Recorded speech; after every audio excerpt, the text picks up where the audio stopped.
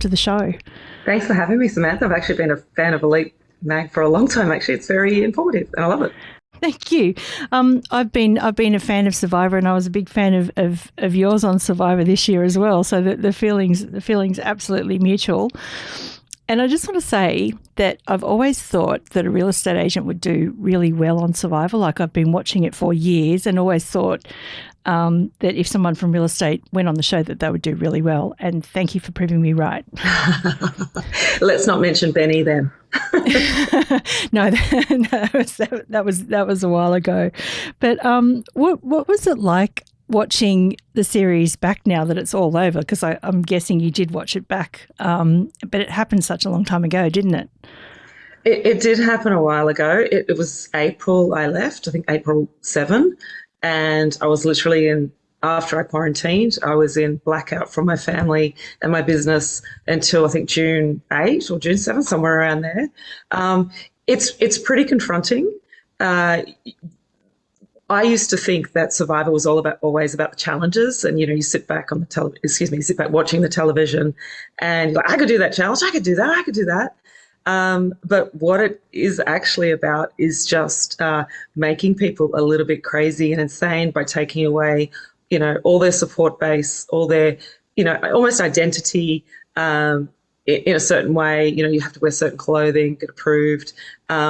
You're thrust in this environment that's super harsh. It was really brutal. And, you're trying to, navigate this, human life game. I feel it's a bit Squid Game-ish, a bit less brutal than Squid Game, excuse me. But yeah, it is seriously confronting, physically, mentally, morally, everything. It's actually really tough. Yeah, I can imagine. I looked at some of the challenges that you guys went through, and as I said, been watching the show for years, and some of it looks pretty hard. So knowing all of that, what made you want to go on the show? I've just always been a Survivor fan. My husband, Bradley, who I work with at First City, he and I, we just love it from day dot, except for the Dicko ones. I just love it. I'm actually a really massive adventure junkie. I've been skydiving and scuba diving and bungee jumping and bridge swing and bridge climb, and I'm one of those type of people, and hang gliding as well. And I just really wanted a challenge, and I just wanted to push myself. And like, what better forum to kind of push yourself on? It's to me the only one.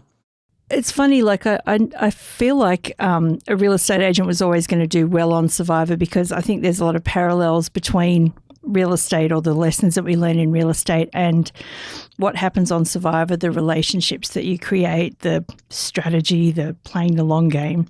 So yes, I was hoping we could sort of talk about, some of your key moments in the show and how they, how they relate back to real estate.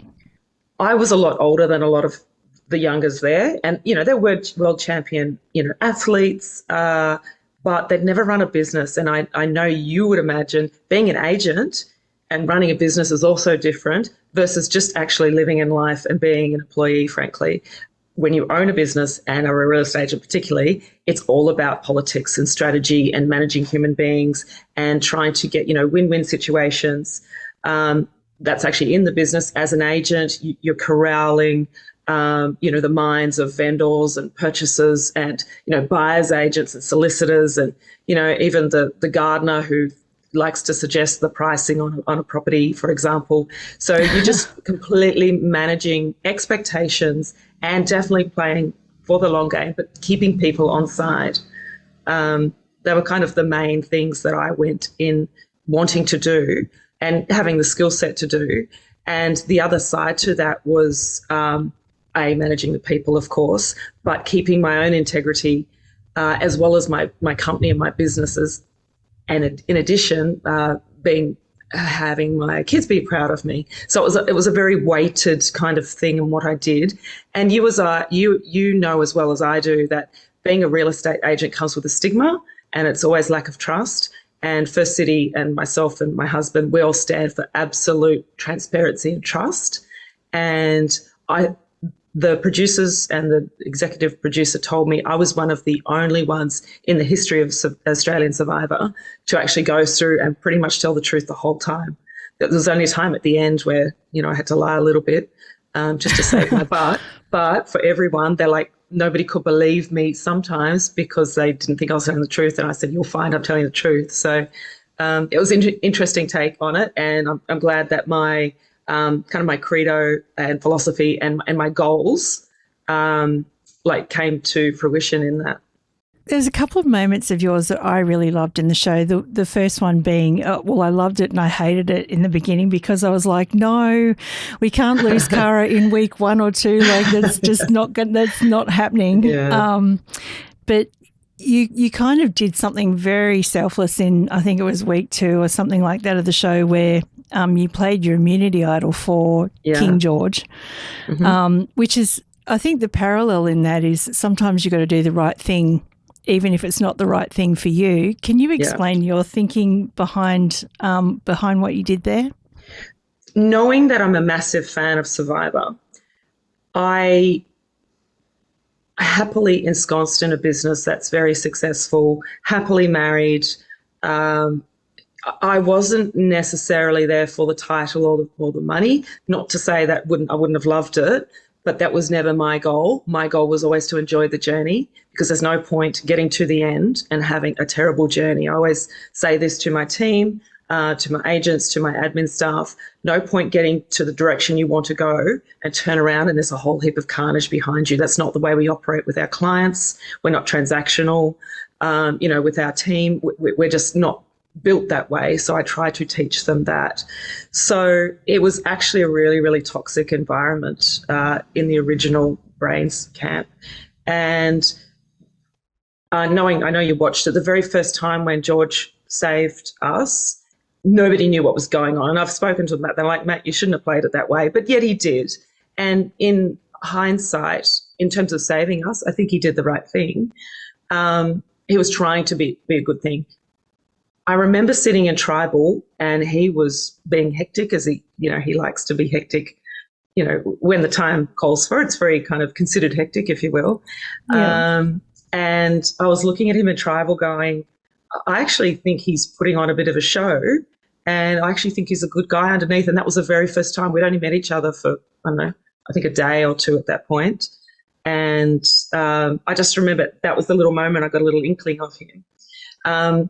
Following on to that, when we had people in the tribe saying, don't talk to Cara, for example. I'm thinking I'm a human being. And, they were being mean to George because he was different. And what I loved about George specifically was he's a truth teller. And they just didn't want to hear it all the time. And it's bombastic. Sometimes he didn't deliver it the right way. But later on, that's where I came into play to help him, be a little bit more political, if you will, but gentle political. So we were being ostracized a bit, and I just knew going back to the journey that I wanted, I just thought, I'm not going to stand for this for myself, for my children, for my husband, for my business, to have this journey. And absolutely just everything gets blown up anyway in the game and at home. It's very stressful, the people you leave behind. And I knew how much George wanted it. So he actually didn't know that I was going to do it. No one knew. I told Baden literally 3 minutes before we went to vote. And Baden was like, you know what you're doing? I'm like, yes, I know what I'm doing, but I can't stand for this treatment. And you know what? I'm going to serve them back exactly what they didn't want. And they can actually get a kind of measure of their own decisions. Nobody really knows also at this tribal that they had a little thing which was called Burn the Votes, and the whole rest of the tribe had the option to keep me at one point or to burn the votes, and we could all go back in, and they chose to not do that. They chose to sit on their laurels because they thought they were comfortable, which George and I never did. George and I are little worker bees. He grew up in Bankstown, as you know. I actually grew up in Campbelltown. That's kind of why the Duchess of Double Bay is slightly tongue-in-cheek to people that know me, because I'll literally crawl around the dirt. I have no issues with that. So that whole underdog thing, I feel like I'm talking around circles, but the whole underdog thing, wanting to save him, it was me as a mother just going, I feel like he's my little brother and I'd like to protect him. And I felt that no one else had ever really done that in his life. And he just desperately, desperately wanted it. And yeah, I hope that answers your question in a bit of a longer kind of curly way. Sorry. Definitely. And I think it was almost like that good works thing. I think we actually said something in the brief about it the next day, was that, you do a good deed and you get repaid in ways that you don't imagine, which was, I think you got a free pass over to the fun tribe. I couldn't believe it. The prawn tribe. I was like, okay, so when's my call home to my husband? And when's my cheeseburger? And they're like, just wait. And they're like, go. Yeah. I'm like, oh, okay. It was amusing and funny. And yeah, it was actually a really nice thing because I really did enjoy over at the Bronze Tribe. It was amazing people. I was going to say, so let's talk about culture because, again, I was looking at the show with a bit of a business lens on me thinking, yes. That culture's toxic. And that culture looks like the one that I want to be in, even though I'd consider myself a brain, but I really wanted to hang out with the Brawn tribe. Talk to me about the culture of the two tribes. So it's interesting because I really did delve into it in my own brain when I was there. So the Bronze tribe, whilst they weren't technically brains, they weren't stupid at all. And they were more about using their body as their, career or for that thing. What I found, which is interesting, is that when they were comfortable, I don't know which comes first, the chicken or the egg, they were comfortable with their body and themselves, and therefore they were comfortable more so in their personality, warts and all. They were much more open and frank and, in touch with themselves. And I don't know if that's a visceral thing or, I don't know which bit came first, but that's what I found they were. The brains were so caught up in themselves, except for a couple who I continue to see. A few, I should say. I'll say Hayley and Way and Baden I still hang out with regularly. George, of course. I talk to George daily. I think they were caught up in their own brains and thinking, they were like self-important. I felt they rested on their laurels a lot. They were in this little clique. They didn't need to work. They were literally just hanging about. I heard some comments saying that I was trying to work my way into camp by getting wood and stuff, but I'm like, someone needs to do it, frankly. We need wood. And I like to keep myself busy because I'm not an idle person. So in terms of culture, some people resting on their laurels, in the brains and, just being cliquey, which is unnecessary because we're all human. We're all in this weird environment which we'd never been in. George had never been camping before in his life, never had Big D either, which is another story. And, the Brawn camp itself was more beautiful. But the people were just lovely, salt of the earth, hardworking. I mean, everyone was hardworking. Well, a lot of them were hardworking, but just good people all round.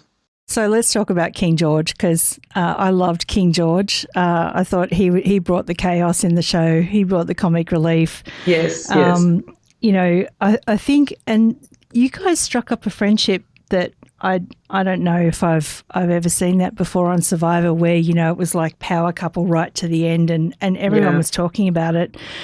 When did you guys start strategizing and playing the long game yourselves?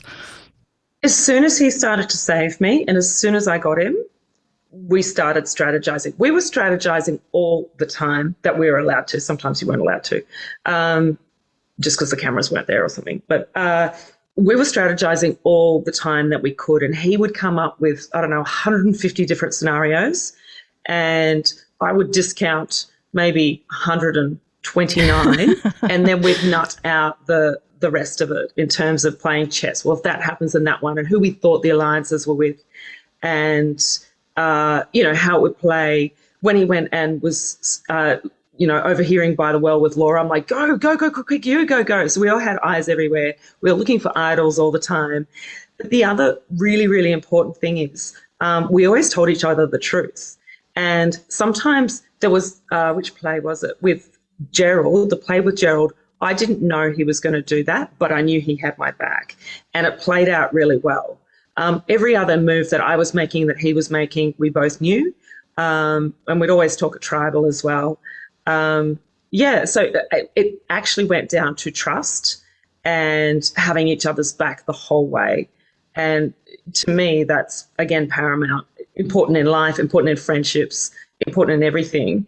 They say teamwork makes the dream work, and I think, it was lovely watching your coolness and his chaos. It was the perfect, the perfect team. But I also think, if he decided to leave politics, he'd do well in real estate. Is there any chance of that? We did discuss that, and I think he would be very good, but I think he's got another, his eyes on different prizes at the moment. So real estate's hard, as you know. It's sometimes thankless. It's like having children. And, you can, I always say about real estate and business, especially when you have your own business, you get to choose which 16 hours of the day you get to work. So we're constantly working, and George is a hard worker, but I think he'd like to put his feet up a bit too. Yeah, well, definitely. I think you've all learned a bit of a feet putting up at the end of this year too after all of that.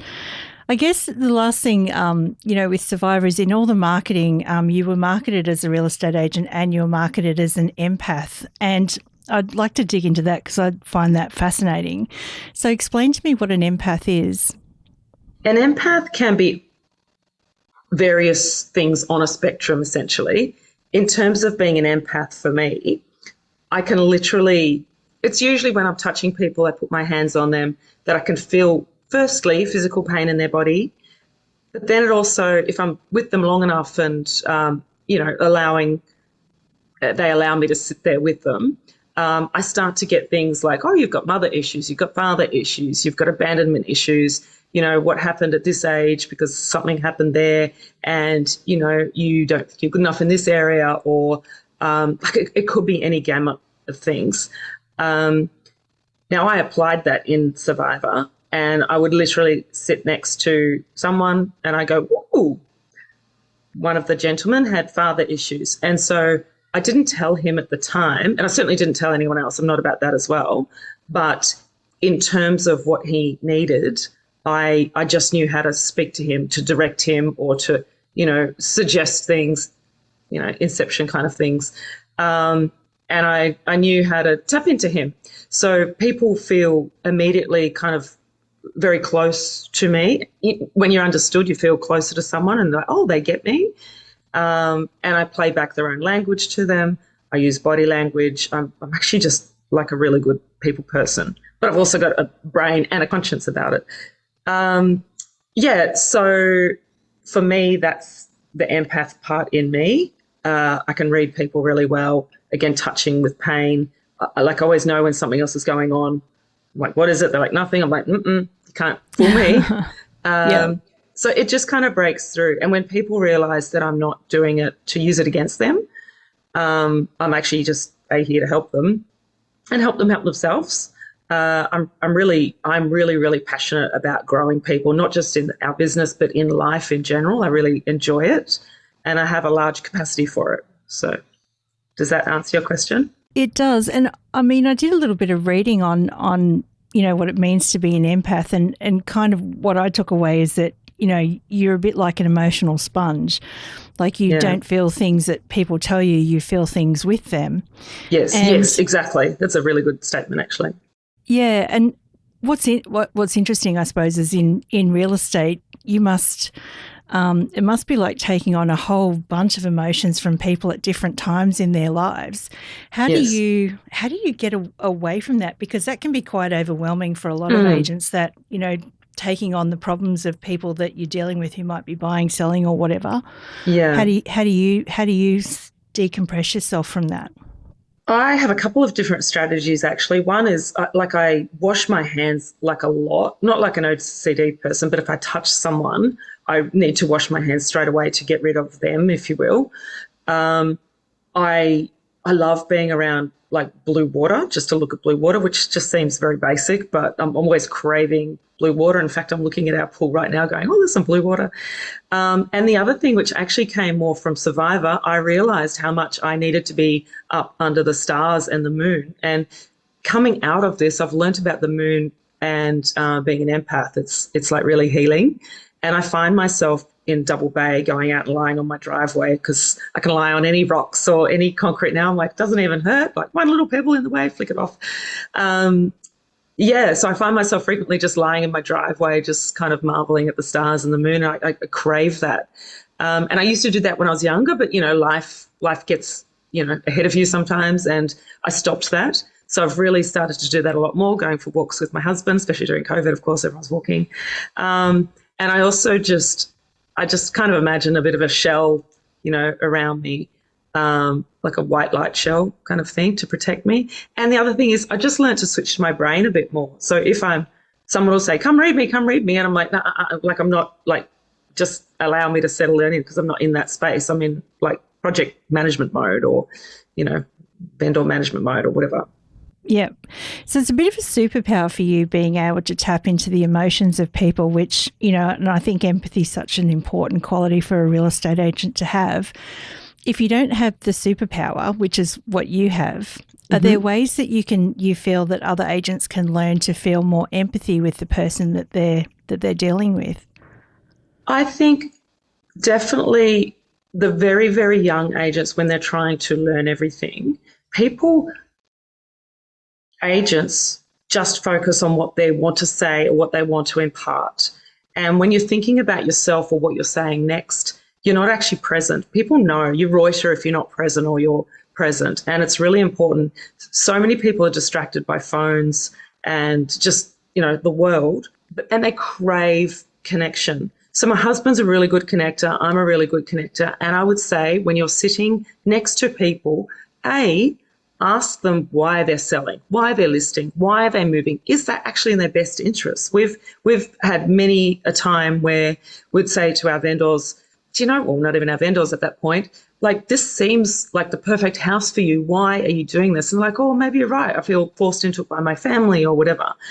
We are so passionate about what is doing right for the vendor, right down to the fact that we might even get through, a whole sales campaign. And we get to the end, and instead of trying to force a sale through, we just go, do you know what? Sit tight, rent it out, do whatever. It's not right for you right now. And that is what we're all about. It has to be about them, not you. Your knowledge, that'll come, but the connection, people remember the feeling. They generally forget the conversation. So people just, want connection. They want to be heard. They don't want to be talked over the top of. They want, obviously, sound advice, but it needs to suit them. So I think empathy comes into flow with that. Empathy comes into play with that. And again, body language, even just simple things like going at the same pace. If I was talking to you like this and you're not, you're not that way inclined, you're like, get away from me. But if I'm too slow, then you start to switch off. So it's all about pacing, body language, connection, everything that goes into play. And just, the old-fashioned adage, you see a photo of a dog and you start a conversation. People just want connection, and they want to find markers where they're like, oh, okay, I know you, now I like you, and now I'll probably list with you, if not now, perhaps in the future. Let's go into I feel like we've talked about Survivor a lot now, so I'll have to put that one down. But your husband, Brad, he's actually in our summer edition of the magazine. So tell us a little bit about First City Real Estate and how you work with Brad in that business. So we've been operating originally as First City Realty since 1989 with Julian and Ashley Hazeman, also our business partners, husband and wife team. So there's two husband and wives. My background, I'm 15 years in insurance and super. So I am corporate based. I'm all about systems and processes, and I was a business analyst. So I have a good brain between business and, programmers, frankly. I can't program, but I can tell the bits and pieces in between and understand it. So Bradley is an amazing salesperson, but he's also really good with people, funny that, and the team. So we kind of corral all the team together. We do a lot of psychology with the team. We do psychological assessments when people come in, so we know their best learning capabilities, whether they're good at maths or how they like to be rewarded, just disc analysis and, profiling like that. But it's really important to know, again, how to tap into people. And because it's such a busy environment, you need to tap in quickly.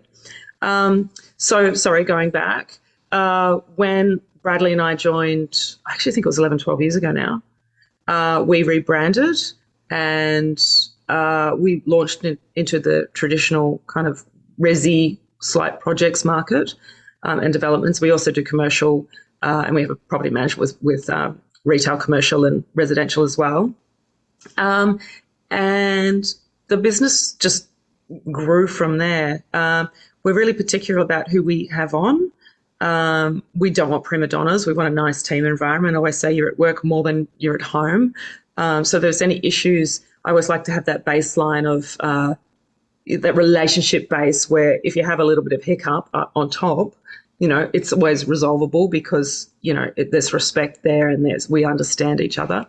Bradley and I work together really, really well. I'm in the background, but also the foreground too, like not quite interchangeably, but listening to his conversations, following the projects, following his clients. So I know all the clients. We will go to dinner. But I can also keep them up to date if Bradley's unavailable. I kind of oversee all of that. But we also manage the staff as well, the team. I don't like to say staff. Sorry, scrap that. We always also manage the team.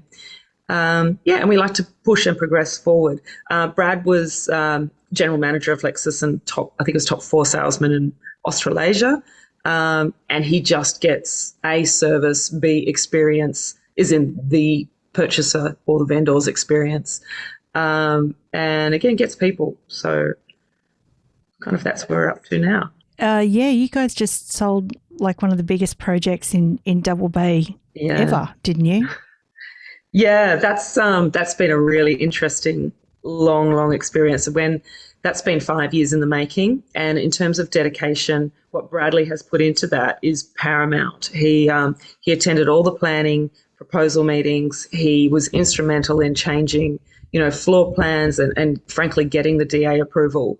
I remember the day just recently when they actually gave the approval, and he was just sitting there kind of all misty-eyed, and we called up our clients. We actually saw them later on and they were just crying, just so grateful. And that's kind of what we live for. The rest will follow, but it's about giving to our clients, and again, the rest will follow. Yeah, absolutely. So I have to ask one last question of you, which is, where did the handle Duchess of Double Bay come from? It came from George very early on in the show, very early on, and everybody was calling me it. And they all knew, I'm a Campbelltown girl, and I was originally from New Zealand, but then I lived in Campbelltown, grew up in Campbelltown. So it really was tongue in cheek. I'm a hard worker. I live in Double Bay. I love Double Bay. I love nice things. There's no, ifs or buts about that. But I work for everything I've got. I've never been given anything. And, I like nice things. So why not enjoy it? But also like giving to people. So it came from George, a tiny bit tongue in cheek, but it kind of just, it just fit and it stuck. And it was funny. It didn't come out as much within the show, but a lot of people still call me just Duchess. Yeah, but it is tongue in cheek. Yeah, it's great and very, very fitting. So what's next for you personally? What's next for Cara? Good question. I actually just want to re-embed in the team and re-embed processes. We're probably one of the most prolific project marketers, and salespeople, in the eastern suburbs now. And I think we've got 1.2 billion worth of projects coming up to sell. So I just really want to focus on that. I'm really enjoying dealing with, architects and creatives at the moment. I just kind of get the creative element, and, people like Luigi, they're just kind of next level in terms of, I'm fangirling over them. They're amazing. I love super smart, super talented people. So I just think I want to do more of that. I want to re-embed with the kids. It was a little bit stressful being away from them and Yeah, it's actually really tough on the people you leave behind. I'm just going to put this in there. It feels like a death because there is no contact with me, and uh, and I'm in a game with things to focus on. You know, even just down to getting food and water. And they are left here. They have no idea what's going on. So it's quite stressful. So I just want to, re-embed myself as a mum, take a little break. I thought COVID was over when we were in there. We had no idea of what was going on. And I was surprised when I came out. I'm like, what? What's it still doing here? So, yeah, again, consolidate the business, find some new people, bring our team back all together, and our family, and kind of enjoy ourselves a bit more too. We've been working from home Mondays now, which Bradley would never do in a million years. I could barely get him out to lunch. I literally just serve him a sandwich on his desk most days, and he may or may not eat it. And he gets home all hangry. And I'm like, why did you eat a sandwich? He's like, didn't have time. I'm like, okay, so your fault. Yeah, that's real estate. Yeah. I know, it really is. Yeah. Well, Cara, it's been amazing meeting you in person, and thank you so much for sharing some of your adventure with us, and some of the behind the scenes. It's really amazing to sort of dig into that stuff. I asked this question of all my podcast guests at the end, which is, if there was one piece of advice or one thing that you'd like to leave everyone with, what would it be? Can I leave two quick ones? It's actually about being genuine, authentic, and yourself. Well, that was one part. And connect with people, but also have knowledge and be curious and be interested. I'll put that in two sides. Is that okay? There's two subject matters. You can definitely have two. Cara Atchison, thank you so much. Thanks, Samantha. I really appreciate it.